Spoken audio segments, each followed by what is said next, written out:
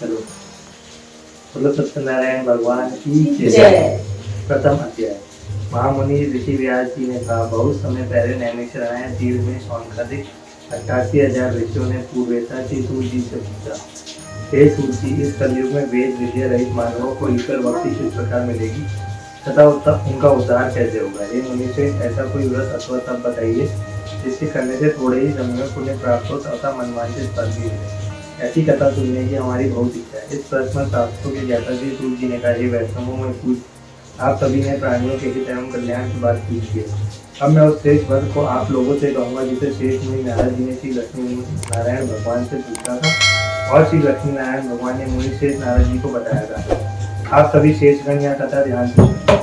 मुनिनाथ सुनो, यह सत्य कथा सब काली हुए माँ सुखदाई, भक्ताप हरे और मनोरथ पूर्ण करे, सुख संपत्ति की अधिकारी, अति संकट में दुख दूर करे, सब और कुठौर में हो सहाय, भगवान महात्मा में इसमें अपना कली में फल और जगाए। मुनि श्रेष्ठ नारद दूसरों के कल्याण हेतु सभी लोकों में घूमते हुए एक समय मृत्यु लोक में आ पहुंचे। यहाँ बहुत सी योनियों में जन्मे पाया सभी मनुष्यों को अपने कर्मानुसार अनेक कष्टों से पीड़ित देखकर उन्होंने सोचा कि सिर्फ यत्न करने से नित्य ही प्राणियों के कष्टों का निवारण हो सकेगा। मन में ऐसा विचार कर श्री नारद विष्णु लोक गए। वहाँ श्वेत वर्ण और 4 भुजाओं वाले देवों के इस नारायण, जिनके हाथ में चक्र, शंख, गदा और पद्म थे तथा वरमाला पहने हुए थे, को देखकर उन्होंने स्तुति करने लगे। नारद जी ने कहा, हे भगवान, आप अति शक्तिवान हैं, मन तथा वाणी भी आपको नहीं पा सकती, आपका आदि मध्य अंत भी नहीं है। आप निर्गुण सर्वस्वरूप सृष्टि के कारण भक्तों के कष्टों को नष्ट करने वाले हो, आपको मेरा सत नमन है। नारद जी से इस प्रकार की प्रार्थना सुनकर विष्णु भगवान बोले, हे योगीराज, आपके मन में क्या है? आपका किस कार्य हेतु यहाँ आना हुआ? निसंकोच है। तब मुनि से नारद जी ने कहा, मृत्यु लोक में सब जो अनेक योनियों में पैदा हुए हैं, अपने अपने कर्मों तथा अनेक प्रकार के कष्टों के कारण दुखी हैं। हे स्वामी, यदि आप मुझ पर दया रखते हैं तो बताइए कि उन मनुष्यों के सब कष्ट थोड़े ही प्रयत्न से किस प्रकार दूर हो सकते हैं।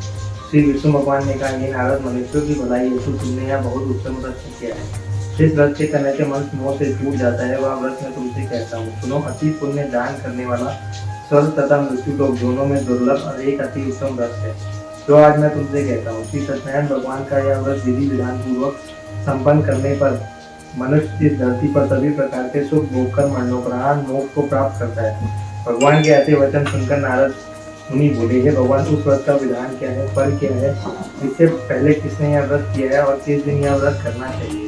कृपया कर मुझे विस्तार से समझाइए। श्री विष्णु भगवान ने कहा, हे नारद, दुख, शोक तथा सभी प्रकार की व्याधियों को दूर करने वाला यह व्रत अब सब स्थानों पर विजय दिलाने वाला है। श्रद्धा और भक्ति के साथ किसी भी दिन मनुष्य संध्या के समय श्री सत्यनारायण भगवान की ब्राह्मणों और बंधुओं के साथ पूजा करे। भक्ति भाव से केले का फल, नैवेद्य, घी, शहद, शक्कर अथवा गुड़, दूध और गेहूं का आटा सेवा लेवे। गेहूं के अभाव में काठी का चूर्ण भी दे सकते हैं। इन सभी को भक्ति भाव से श्री भगवान सत्यनारायण को अर्पित करे। बंधु बांधवों सहित ब्राह्मणों को भोजन कराए। इसके पश्चात ही स्वयं भोजन करे। रात्रि में श्री सत्यनारायण भगवान के गीत आदि का आयोजन कर श्री सत्यनारायण भगवान का स्मरण करता हुआ समय व्यतीत करे। इस तरह जो मनुष्य व्रत करेंगे उनकी मनोकामनाएं अवश्य पूर्ण होगी।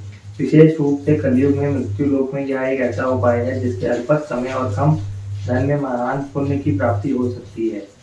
तृतीय अध्याय। महान संत श्री सूत जी ने कहा, हे ऋषियों, जिन्होंने प्राचीन काल में इस व्रत को किया है, उनका इतिहास मैं आप सबसे कहता हूँ। आप सभी ध्यान से सुने। अति सुंदर काशीपुरी नगरी में एक अति निर्धन ब्राह्मण वास करता था। वह भूख और प्यास से बेचैन होकर हर समय दुखी रहता था। ब्राह्मणों से प्रेम करने वाले श्री विष्णु भगवान ने उसे दुखी देखकर एक दिन बूढ़े ब्राह्मण का वेश धारण कर निर्धन ब्राह्मण के पास जाकर बड़े आदर से पूछा, हे ब्राह्मण, तुम हर समय ही दुखी होकर पृथ्वी पर क्यों घूमते हो? हे श्रेष्ठ ब्राह्मण, आपकी व्रता मुझसे कहो, मैं सुनना चाहता हूँ। कष्टों से घिरे ब्राह्मण ने कहा, मैं निर्धन ब्राह्मण हूँ, भिक्षा के लिए पृथ्वी पर मारा मारा फिरता हूँ। हे भगवान, यदि आप इससे मुक्ति पाने का कोई उपाय जानते हो तो कृपा कर मुझे बताएं। वृद्ध ब्राह्मण का रूप धारण किए हुए श्री विष्णु भगवान तब बोले, हे ब्राह्मण, श्री सत्यनारायण भगवान मनवांछित फल देने वाले हैं, इसलिए तुम इनका विधि पूर्वक पूजन करो। जिनके करने से मनुष्य सब दुखों से मुक्त हो जाता है। दरिद्र ब्राह्मण को व्रत का संपूर्ण विधान बतलाकर बूढ़े ब्राह्मण का रूप धरे श्री सत्यनारायण भगवान अंतर्ध्यान हो गए। वृद्ध ब्राह्मण ने जिस व्रत को बतलाया है, मैं उसको अवश्य विधि विधान सहित करूंगा, ऐसा निश्चय कर वह दरिद्र ब्राह्मण घर चला गया। परंतु उस रात उस ब्राह्मण को नींद नहीं गई। अगले दिन वह जल्दी उठा और श्री सत्यनारायण भगवान का व्रत करने का निश्चय कर भिक्षा मांगने के लिए चल दिया। उस दिन उसको भिक्षा से अधिक धन मिला, जिससे उसने पूजा का सारा सामान खरीदा और घर आकर अपने बंधु बांधवों के साथ विधि पूर्वक भगवान श्री सत्यनारायण का व्रत किया। इसके करने से वह गरीब ब्राह्मण सब कष्टों से छूटकर अति धनवान हो गया। उस समय से वह ब्राह्मण हर मास व्रत करने लगा। सत्यनारायण भगवान के व्रत के जो शास्त्र विधि के अनुसार श्रद्धा पूर्वक करेगा, वह सब कष्टों से छूटकर मोक्ष प्राप्त करेगा। जो भी मनुष्य श्री सत्यनारायण भगवान का व्रत करेगा, वह सब कष्टों से छूट जाएगा। इस तरह नारद जी ने श्री सत्यनारायण भगवान का कहा हुआ यह व्रत मैंने तुमसे कहा। हे श्रेष्ठ ब्राह्मणों, अब आप और क्या सुनना चाहते हैं, मुझे कहें। तब ऋषियों ने कहा, हे मुनीश्वर, संसार में इस व्रत से सुनकर किस किस ने इस व्रत को किया, हम सब सुनना चाहते हैं। मुनियों से ऐसा सुनकर श्री सूत जी ने कहा, हे मुनिगण, जिस जिस प्राणी ने इस व्रत को किया है, उन सबकी कथा सुनो। एक समय वह धनी ब्राह्मण बंधु बांधवों के साथ शास्त्र विधि के अनुसार अपने घर पर श्री सत्यनारायण भगवान का व्रत कर रहा था। उस समय एक लकड़ी बेचने वाला बूढ़ा व्यक्ति वहां आया। उसने सर पर रखकर लकड़ियों पर रखकर बाहर रख दिया और ब्राह्मण के मकान में चला गया। प्यास से बेचैन लखनऊ ने विप्र को व्रत करते देखा। वह प्यास को भूल गया। उसने विप्र का अभिनंदन किया और पूछा, हे ब्राह्मण, आप यह किसका पूजन कर रहे हैं? इस व्रत को करने से क्या फल मिलता है, कृपया कर मुझे बताएं। तब उस ब्राह्मण ने कहा, सब इच्छाओं को पूर्ण करने वाला यह श्री सत्यनारायण भगवान का व्रत है। इन्हीं की कृपा से मेरे यहाँ धन और ऐश्वर्य का आगमन हुआ है। भगवान से इस व्रत के बारे में जानकर वह लक्कड़हारा अत्यंत प्रसन्न हुआ। भगवान का चरणामृत लेकर और भोजन करने के पश्चात वह अपने घर को चला गया। और फिर अगले दिन लक्कड़हारे ने अपने मन में संकल्प लिया कि आज गांव में लकड़ी बेचने से जो धन मिलेगा, उसी से भगवान सत्यनारायण का शेष व्रत करूंगा। मन में ऐसा विचार कर वह लक्कड़हारा लकड़ियों का गट्ठर अपने सर पर रखकर जिस नगर में धनवान लोग रहते हैं, ऐसा सुंदर नगर में गया। उस दिन उसे उन लकड़ियों का दाम पहले दिनों से चौगुना मिला। तब वह पूरा लक्कड़हारा बहुत प्रसन्न होकर पके केले, शहद, शक्कर, घी, दही, दूध और गेहूं का चूर्ण इत्यादि श्री सत्यनारायण भगवान के व्रत की सभी सामग्री लेकर अपने घर आया। फिर उसने अपने बंधु बांधवों को बुलाकर विधि विधान के अनुसार भगवान का पूजन एवं व्रत किया।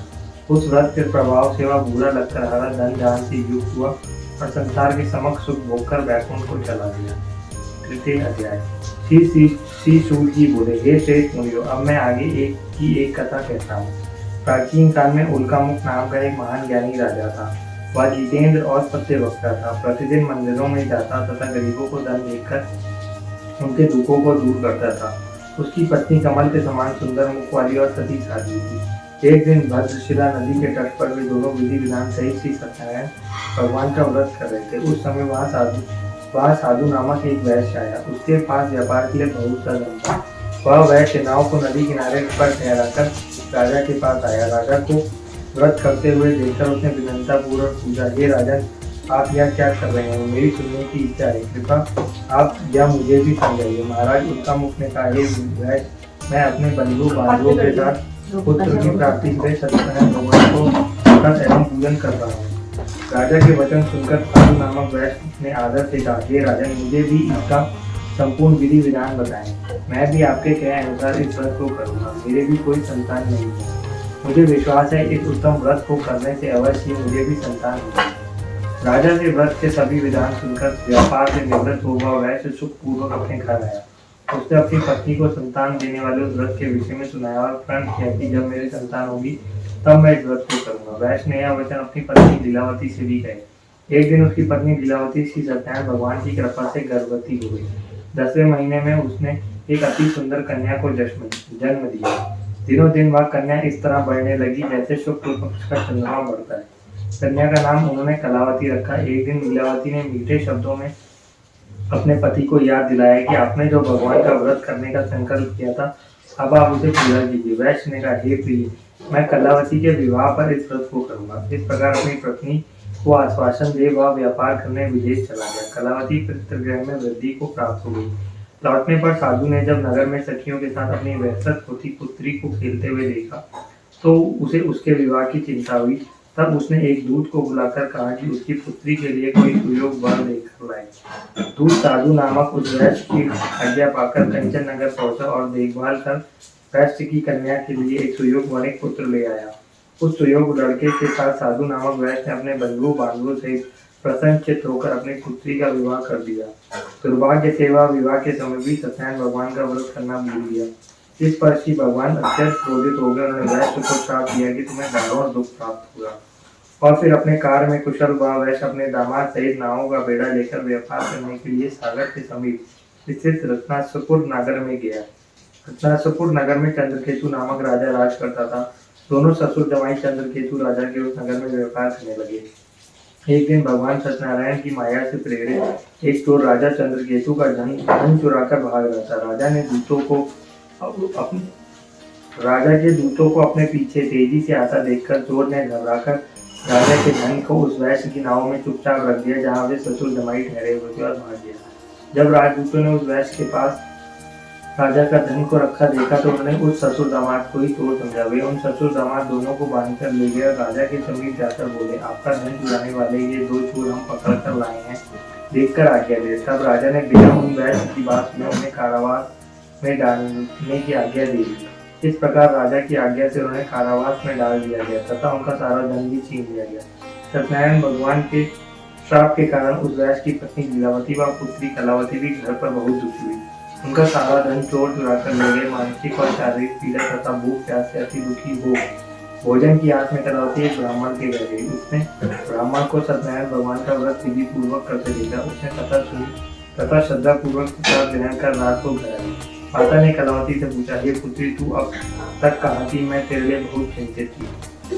माता के शब्द सुनकर कलावती बोली, हे माता, मैंने एक ब्राह्मण के घर श्री सत्यनारायण भगवान का व्रत होते देखा और मेरी भी उस उत्तम व्रत को करने की इच्छा है। माता ने कन्या के वचन सुनकर सत्यनारायण भगवान के पूजन की तैयारी की। उसने बंधुओं सहित श्री सत्यनारायण भगवान का पूजन एवं व्रत किया और वर मांगा कि मेरे पति और दामाद की भी धन लौट है। साथ ही विनती करी कि हे प्रभु, अगर हमको कोई भूल हुई हो तो हम सबका अपराध क्षमा करो। श्री सत्यनारायण भगवान इस व्रत से प्रसन्न हो गए। उन्हें राजा चंद्रकेतु को स्वप्न दर्शन देकर कहा, हे राजन, जिन दो वैश्यों को तुमने बंदी बना रखा है वह निर्दोष है। उन्हें प्रातः ही छोड़ दो। उनका सब धन जो तुमने अधिकृत किया है लौटा दो, अन्यथा मैं तुम्हारा राज्य, धन, पुत्र आदि सब नष्ट कर दूंगा। राजा से ऐसे वचन कहकर भगवान अंतर्ध्यान हो गए। और फिर प्रातःकाल राजा चंद्रकेतु ने दरबार में सबको अपना स्वप्न सुनाया और सैनिकों को आज्ञा की कि दोनों वैश्यों को कैद से मुक्त कर दरबार में ले आए। दोनों ने आते ही राजा को प्रणाम किया। राजा ने कोमल वचनों में कहा, हे महानुभावों, तुम्हें अज्ञानतावश ऐसा कठिन दुख प्राप्त हुआ है। अब तुम्हें कोई भय नहीं है। तो उसके भक्ति से परिपूर्ण वचन सुनकर श्री सत्यनारायण भगवान प्रसन्न हो गए और उनकी इच्छा अनुसार वर देकर अतिशय ध्यान हो गए। तब वह ससुर और दामाद दोनों ने नाव पर आकर देखा कि नाव धन से परिपूर्ण है। फिर वह विधि विधान से भगवान सत्यनारायण का पूजन कर साथियों सहित अपने नगर को चला। जब वह अपने नगर के निकट पहुंचा तब उसने एक दूत को अपने घर पर भेजा। दूत ने साधु नामक वैश्य के घर जाकर उसकी पत्नी को नमस्कार किया और कहा, आपके पति अपने जमाता सहित इस नगर के समीप आ गए हैं। लीलावती और उसकी कन्या कलावती उस समय भगवान का पूजन कर रही थी। दूत का वचन सुनकर साधु की पत्नी ने बड़े हर्ष के साथ सत्यनारायण भगवान का पूजन पूर्ण किया और अपनी पुत्री से कहा, मैं अपने पति के दर्शन को जाती हूँ, तू पूजा पूर्ण कर शीघ्र आ जाना। परंतु कलावती पूजन एवं प्रसाद छोड़कर अपने पति के दर्शन के लिए चली गई। पूजन एवं प्रसाद की अवज्ञा के कारण भगवान सत्यनारायण ने रुष्ट हो उसके पति को नाव सहित पानी में डुबो दिया। कलावती अपने पति को न पाकर रोती हुई जमीन पर गिर पड़ी। नौका को डूबा हुआ तथा कन्या को रोती हुई देख साधु नामक वैश्य गर्वित हो बोला, हे प्रभु, मुझसे या मेरे परिवार से अज्ञानतावश जो अपराध हुआ है उसे क्षमा करें। उसके अच्छे वचन सुनकर सत्यदेव भगवान प्रसन्न हो गया। आकाशवाणी हुई, ये वैश्य तेरी पुत्री मेरा प्रसाद छोड़कर आई है, इसलिए उसका पति अदृश्य हुआ है। यदि वह घर जाकर प्रसाद ग्रहण कर लौटे तो इसे इसका पति अवश्य मिलेगा। आकाशवाणी सुनकर कलावती ने घर पहुंचकर प्रसाद ग्रहण किया और फिर आकर अपने पति को पूर्ण रूप से पाकर वह अति प्रसन्न हुई तथा उसने अपने पति के दर्शन किए। तत्पश्चात साधु वैश्य ने वहीं बंधुओं सहित सत्यदेव का विधि पूर्वक पूजन किया। वह इस लोक के सभी प्रकार से सुख भोगकर अंत में मोक्ष को प्राप्त हुआ। पंचम अध्याय। श्री सूत जी बोले, हे ऋषिगण, मैं एक और कथा कहता हूँ, आप सभी ध्यान से सुनो। सदा प्रजा के लिए चिंतित तुंगध्वज नामक एक और राजा था। उसने भगवान सत्यनारायण का प्रसाद त्याग कर बहुत कष्ट पाया। एक समय राजा वन में वन पशुओं को मारकर बड़ के वृक्ष के नीचे आया। वहां उसने ग्वालों को भक्ति भाव से बंधु बांधवों सहित सत्यनारायण जी की पूजन करते देखा, परंतु राजा देखकर भी अभिमान के कारण ना तो वहां गया और ना ही सत्यदेव भगवान को नमस्कार ही किया। जब ग्वालों ने भगवान का प्रसाद उसके सामने रखा तो वह प्रसाद छोड़कर अपने नगर को चला गया। नगर में पहुंचकर उसने देखा कि उसका सारा राज नष्ट हो गया है। वह समझा गया कि वह यह सब भगवान सत्यदेव ने रुष्ट होकर किया है। तब वह वन में वापस आया और ग्वालों के समीप जाकर विधि पूर्वक पूजन का प्रसाद ग्रहण किया तो सत्यनारायण की कृपा से सब कुछ पहले जैसा ही हो गया और लंबे समय तक सुख भोग कर मरणोपरांत वह मोक्ष को प्राप्त हुआ। जो मानव इस श्रेष्ठ दुर्लभ व्रत को करेगा, श्री सत्यनारायण भगवान की कृपा से उसे धन दान की कोई कमी नहीं होगी। निर्धन धनी और बंदी बांधवों से मुक्त होकर निर्भय हो जाता है। संतानहीन को संतान प्राप्ति होती है तथा सभी इच्छाएं पूर्ण कर अंत में वह बैकुंठ धाम को जाता है। अब उनके बारे में भी जानिए जिन्होंने पहले इस व्रत को किया। अब उनके दूसरे जन्म की कथा भी सुनिए। शांतानंद नामक वृद्ध ब्राह्मण ने सुदामा के रूप में जन्म लेकर श्री कृष्ण की भक्ति एवं सेवा कर बैकुंठ प्राप्त किया। उल्कामुख नामक महाराज राजा दशरथ बने और श्री रंगनाथ का पूजन कर मोक्ष को प्राप्त हुए। साधु नामक के वैश्य ने धर्म माता और वह सत्य प्रतीक राजा मोर ध्वज बनकर अपने पुत्र को आरे से चीरकर बैकुंठ धाम प्राप्त किया। महाराज तुंग ध्वज स्वयंभू मनु बने। उन्होंने बहुत से लोगों को भगवान की भक्ति में लीन कराकर बैकुंठ धाम को प्राप्त किया। लक्करहारा अगले जन्म में ग्रह नामक निषाद राजा बना, जिसने राम के चरणों की सेवा कर अपने सभी जन्मों को संवार लिया। बोलो सत्यनारायण भगवान की जय।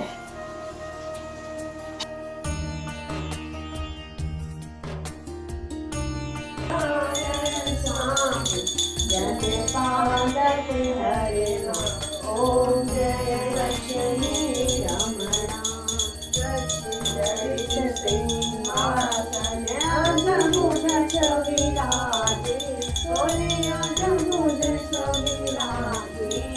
नारद करत निरंजन नारद करत निरंजन घंटा मणिवाजी रमणा प्रसाद सवाया कदली फल मेवा स्वामी कदली फल मेवा दीप तुलसी से धूप दीप तुलसी से राजी सत्यदेवा ओम जय लक्ष्मी रमणा सत्यनारायण जी की आरती जो कोई नर गावे स्वामी प्रेम सहित नावे कहत शिवानंद स्वामी भजत हरा हर स्वामी मनवांछित फल पावे ओम जय लक्ष्मी रमणा ओम जय लक्ष्मी रमणा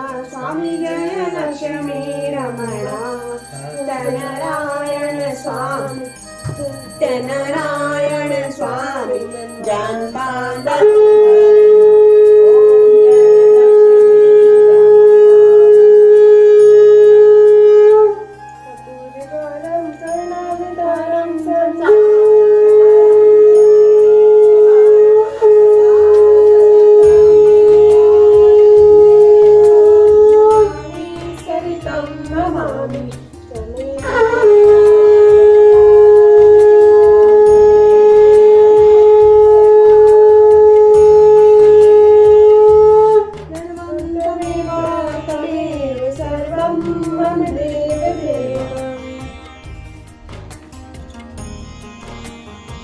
वित्ती वित्ती वित्ती वित्ती पूजे भागनु मैं पूजा सुहागनु युगनु उत्तरनु रजनु भंडार मैं सैये लावा टिक्का मैं सैये लावा टिक्का।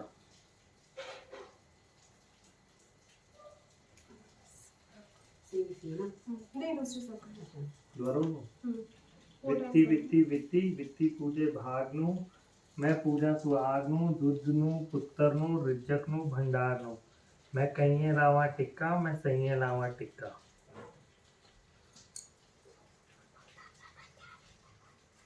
ठीक है।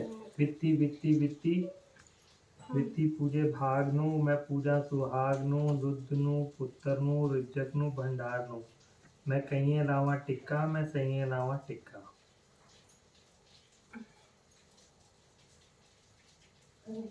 बस ये चौथी बार हाँ वित्ती वित्ती वित्ती वित्ती पूजे भागनु मैं पूजा सुहागनु दूधनु पुत्रनु रिजकनु भंडारनु मैं कहीं लावा टिक्का मैं सही लावा टिक्का। पापा पंजाबी में बोले हो ना? तो पंजाबी में ठीक है हाँ अब वो लास्ट पंजाबी में ही था। वित्ती वित्ती वित्ती वित्ती पूजे भागनु मैं पूजा सुहागनु दूधनु पुत्रनु रिजकनु भंडारनु मैं कहीं लावा टिक्का मैं आपे लावा टिक्का।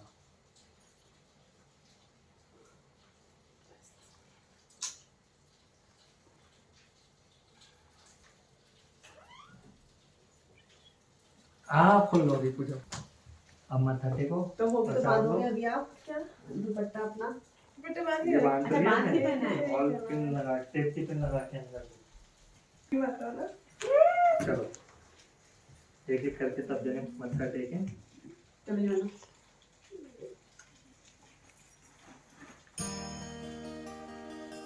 चलो टाइगर का वो कर लेते हैं मत्था देख लेते हैं सबके शॉर्ट्स आने चाहिए अभी दोनों अच्छा वो अभी फोटोग्राफर का स्टाइल का करते हाँ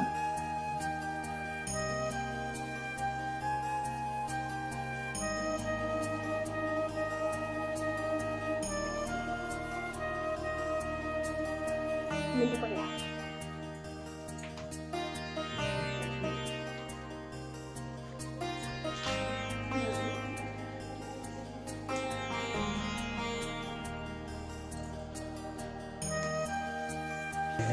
ना आगे कर देगी पूरा माता को खिलाया जाएगा ये और हलवा और ये सासू माँ को प्रसाद दिया जाएगा सासू माँ कौन? आपकी दादी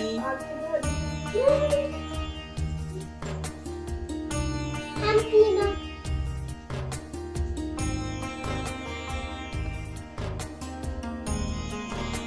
बेहतरीन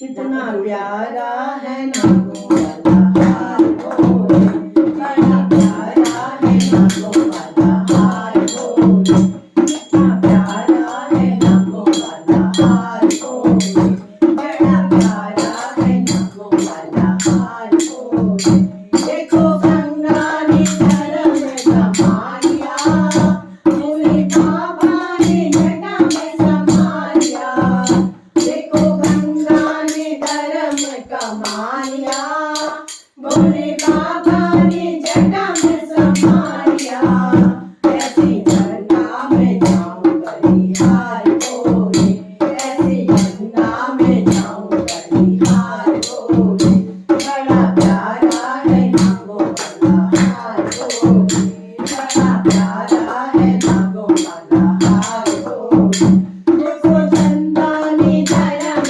कमाया भोले बाबा ने नगन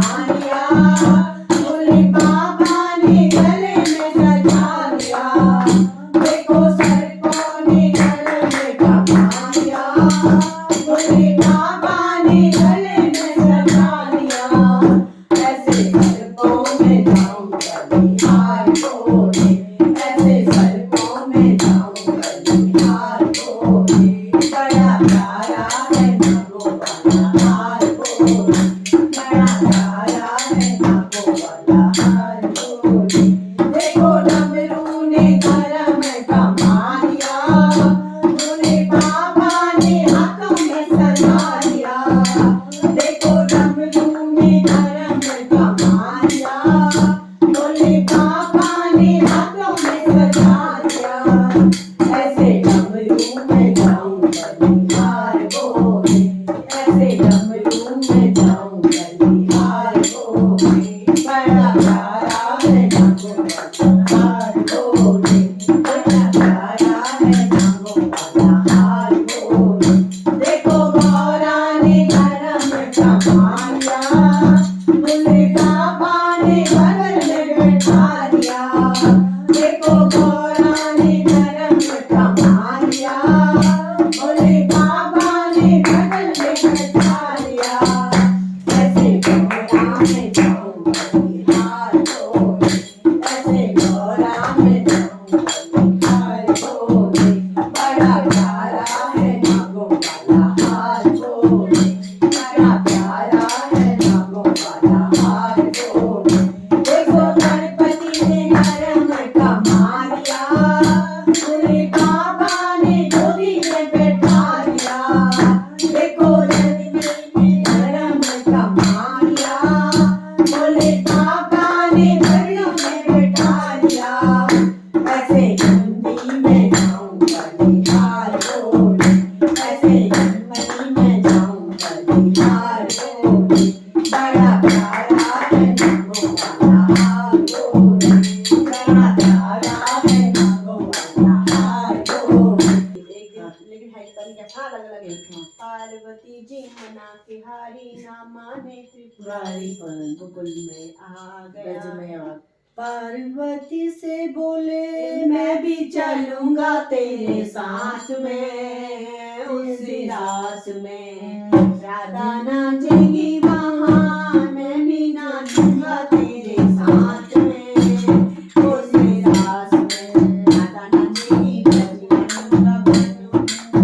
में मानो बात हमारी, ब्रज में आ गया है, ब्रज में आ गया है, एक दिन भोला भंडारी के गोपिका नारी, ब्रज में आ गया है, गोकुल में आ गया है। ओ मोरे मोरे स्वामी कैसे ले जाऊं अपने साथ में, अपने साथ में, मोहन के सिवा वहाँ कोई नहीं, उसे नहीं आस